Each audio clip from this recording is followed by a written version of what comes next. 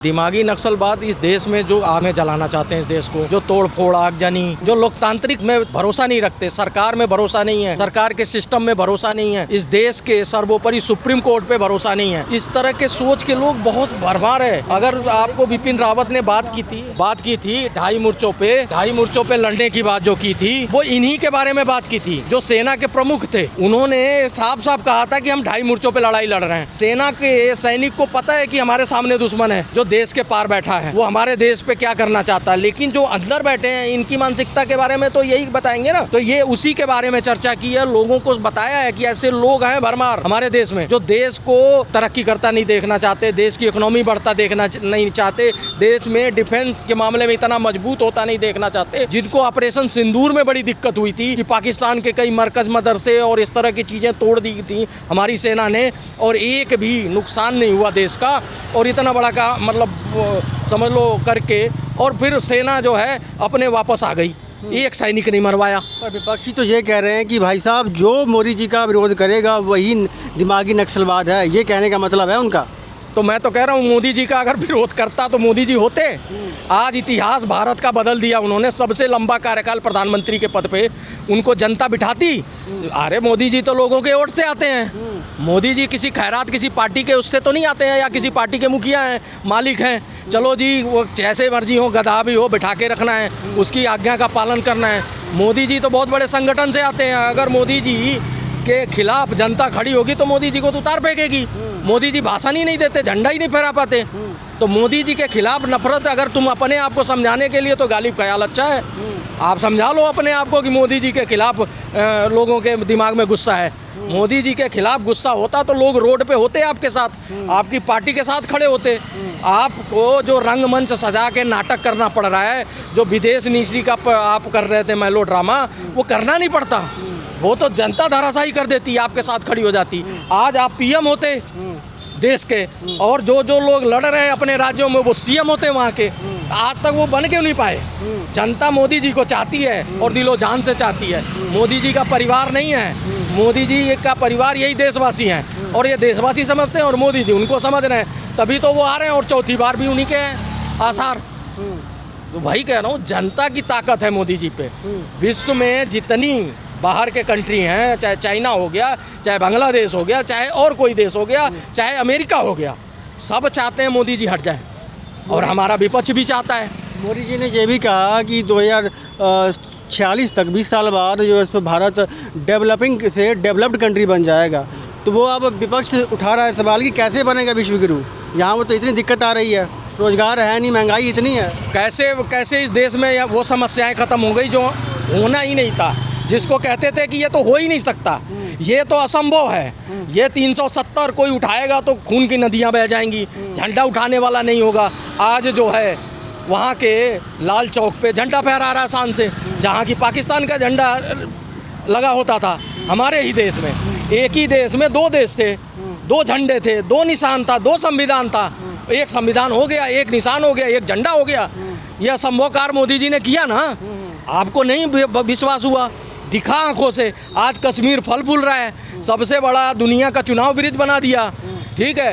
राम मंदिर का फैसला जो अनंत था कि तुम कह रहे थे कि हमारी लाश पे बनेगा, कैसे बनेगा राम मंदिर, तारीख नहीं बताएंगे, मंदिर कब बनाएंगे, आप चला रहे थे, वो मंदिर भी बन गया। तो जब ये असंभव काम मोदी जी ने सारा कर दिया, और 11वें नंबर से चौथे नंबर पे हमारी देश की अर्थव्यवस्था ला के खड़ी कर दी, जब ये सब काम मोदी जी ने कर दिया तो विश्व गुरु भी बन जाएंगे, और तब भी तुम होगे, तो तब भी कहोगे कि अच्छा विश्व गुरु बन गए तो वो वाला बनाओ, तो ये बनाओ। आपको जब छीटाकशी करनी है तो आपके पास मुद्दे नहीं है, तो ऐसे ही सूखी मानसिकता के लोग बोलते हैं हताशों के, वो हताशा इनके दिख रही है साफ साफ। भाई हताश और निराशी तो है। 15 अगस्त के दिन जब लाल किले पर मोदी जी आए तो जो उनकी पोशाक थी, पोशाक बहुत चर्चा में रही है, आपको मालूम है, और जो 3 रंग का जो उन्होंने लगाया हुआ था, उसके ऊपर जो है सो सुप्रिया जी हों या फिर और भी जो तमाम कांग्रेस के नेता हैं, उन्होंने तंज कसा कि भैया ये आयरलैंड का जो है सो स्वतंत्रता दिवस है क्या, या फिर झंडा है। ठीक है, आप उनकी जेब पे छोटी सी नज़र चली गई। सोनिया गांधी आपकी राजमाता माला पहनी थी, उसमें भी वही था, ऊपर नीचे था, तो वो क्या आयरलैंड का माला पहन के आई थी?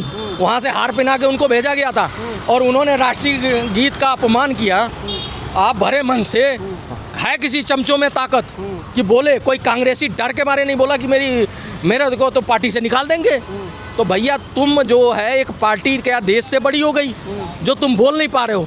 अगर सुप्रिया कह रही हैं या उनके नेता लोग कह रहे हैं तो उनको सोचना चाहिए कि भैया पहले तो अपने मुखिया अपने मालिक को बोले, इतनी हिम्मत है तो मोदी जी को तो कोई भी बोल देगा, लेकिन यही राहुल गांधी के बारे में कोई कांग्रेसी बोल के दिखाए कि भैया भरे मन से तुम 3 मिनट अपने राष्ट्रीय गीत के लिए नहीं खड़े हो सकते हैं। तुम्हें आए बाएं दाएं वाले बहाने क्यों आ रहे हैं कि कुर्सी मांग रहे थे तो पानी मांग रहे थे, खड़गे जी आधे घंटे भाषण दिया उसी पे खड़े होके, तब तो उनके पैर में दर्द नहीं हुआ, उनकी कमर में दर्द नहीं हुआ। 3 मिनट में वो उनको कुर्सी चाहिए थी। ये नौटंकी देश को दिख रही है। तो इसलिए ये लोग अब करें क्या। वंदे मातरम पर जो कुछ हुआ कांग्रेस कार्यालय में वो सब ने देखा। वहाँ पर जो सोनिया गांधी थी वो इशारा कर रही थी। अब जो है तो भाजपा ये आरोप लगा रही है कि भैया वंदे मातरम का जो है सो अपमान किया गया है और कहीं ना कहीं जो है सो वंदे मातरम पूरा नहीं सुन सकते। वही तो कह रहा हूँ, राहुल गांधी कहते हुए मिले मेरा वाला हमारा वाला चलाओ।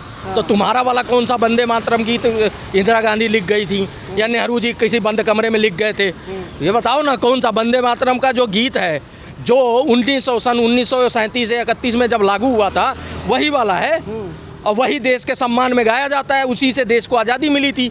चाहे हिंदू हो चाहे मुसलमान हो सबने गाया था और इसी कांग्रेस के अधिवेशन में गाया गया था। तो मतलब कांग्रेस इतना नक्सली हो गई कि आज उसको बर्दाश्त नहीं हुआ, तड़प गई हूँ मछली की तरह। तो ये मान लें विदेशी महिला के कोख से जो बच्चा जन्म लेता वो वाला बात तो परे रखो, विदेशी महिला ही नहीं भारत की है। आप भारत के नहीं हो, आपकी भारत के प्रति सम्मान नहीं है, झंडे के प्रति सम्मान नहीं है, देशवासी देख रहे हैं आपको, उनका सम्मान नहीं है। आप किसका सम्मान है? आपसे आपके लिए बड़ी पार्टी हो गई। पर साहब उनके ही परिवार से दो जो सो नेता शहीद हुए हैं देश के लिए।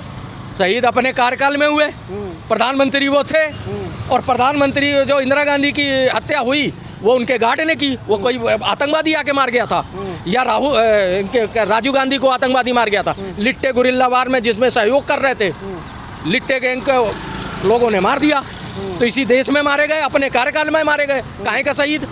शहीद तो वो हुए हैं राजगुरु भगत सिंह और चंद्रशेखर आज़ाद और सुभाष चंद्र बोस, इन्होंने शहीद हुए।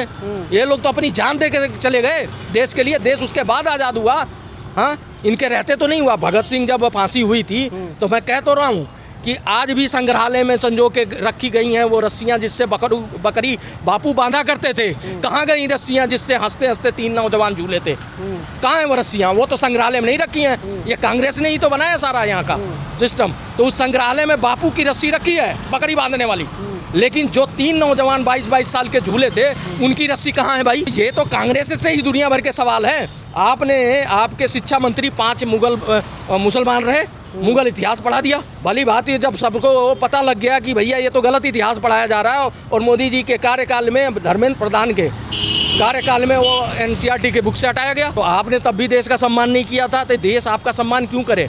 आप सत्ता के लिए हो। कुछ लोग ये भी आरोप लगा रहे हैं कि 15 अगस्त वाले दिन, जब विपक्ष के लोग भी, कि भाजपाइयों ने तिरंगे की जगह भाजपा का झंडा लहरा दिया। देखिए भाजपाइयों ने क्या किया क्या नहीं किया, आपने जो किया 15 अगस्त के दिन, उसके लिए कांग्रेसी ने भी देखा, सपाई ने भी देखा, बसपाई ने भी देखा, बीजेपी के लोगों ने देखा, जितनी यहाँ पार्टियाँ हैं सबके लोगों ने अपनी आंखें नंगी आंखों से देखा आपकी हरकतें। वो बीजेपी के बारे में अंग बैंग जो कह रहे हो तो वो तो नहीं देखा ना, आपने कह दिया कि वो नहीं किया। ये बात तो हम कह रहे हैं कि हमने खुद अपनी आंखों से, मैं गवाह हूँ कि आप मछली की तरह तड़प रहे थे। 3 मिनट का राष्ट्रीय गान आपसे बर्दाश्त नहीं हुआ। तो वो चीज़ें तो देश की जनता देख रही है। अब वोट दबाएगी जब जनता, और वही चीज़ की हमारे देश का ये सम्मान नहीं करने वाली है पार्टी, तो हम इसके कैंडिडेट को वोट क्यों दें? तो फिर कहना EVM हैक हो गई, मोदी जी ने खरीद लिया, यही कहोगे ना, भूल बना। अरे भैया ये लोग इस मानसिकता के हैं। यही हरकत आज ये 3 लोकसभा चुनाव में राहुल गांधी 99 सीट लाए, 99 बार हार चुके हैं। ये इसी का परिणाम है भाई। ये आप बताओ, आप अपनी मौसी का मजाक उड़ा रहे हो। विदेश नीति पे मेलोडी का जो तुमने मजाक बनाया, वो भी संदीप दीक्षित के साथ, ये सम्मान है महिला का? वो वहाँ की प्रधानमंत्री वो कहते हैं कि फॉरेन पॉलिसी जो आजकल की है वो जाइए और गलबकड़ियाँ पाइए, जफ्फियाँ पाइए। वो इस तरीके से इशारे करे थे राहुल गांधी कि गलबकड़ी से या फिर मतलब गले मिलने के अलावा कोई और जो है सो पॉलिसी नहीं बन रही है। हाँ, तो आपकी जो दादी जी थी इंदिरा गांधी, वो भी गले मिल रही हैं। आपके नेहरू जी भी झप्पियाँ पा रहे थे लेडीज़ों से। भाई महिलाएं अंग्रेज महिलाओं के उसमें सिगरेट पी के, धुआं उड़ा के, छल्ला उड़ा के और गुलाब के फूल देते हुए, आशिकी करते हुए, भली बात ही सबको मालूम है। तो वो लोग क्या विदेशी नीति चला रहे थे। और आप जो कह रहे हो, आपका ज्ञान तो वहीं पता लग गया। आप राष्ट्रपति बता रहे हो इटली का, इटली के तो प्रधानमंत्री होते हैं। जब आपको यही ज्ञान नहीं है कि राष्ट्रपति का नाम ले रहे हो और बोल जा रहे हो, तो आपका ज्ञान विदेश नीति में कितना वो जनता जानती है। आप बताओ, अपनी मौसी का मजाक उड़ाया, वो वहाँ की प्रधानमंत्री हैं। कल को वहाँ के संसद में पास हो जाए कि भारत विश्व का सबसे बड़ा लोकतंत्र है, उसका ये लोपी हमारा भरे मन से मजाक हमारे प्रधानमंत्री का उड़ा रहा है, तो ऐसे लोगों के लिए कानून प्रेरित कर दे तो फिर कह देना बीजेपी आरएसएस ने करवा दिया मेरे को बैन इटली से। तो अपने ननिहाल से भी जाओगे। जब तुम अपने ननिहाल की इज्जत नहीं कर सकते, इस देश की इज्जत नहीं कर सकते, तो मैं बता रहा हूँ ऐसे कांग्रेसियों को पार्टी छोड़ देनी चाहिए। पार्टी छोड़ के इस्तीफा दे के थोड़े दिन बेरोजगार रह के चुनाव लड़ लो, जनता जिता देगी। लेकिन तुम अगर देश के लिए कुछ करना चाहते हो तो पार्टी छोड़ दो।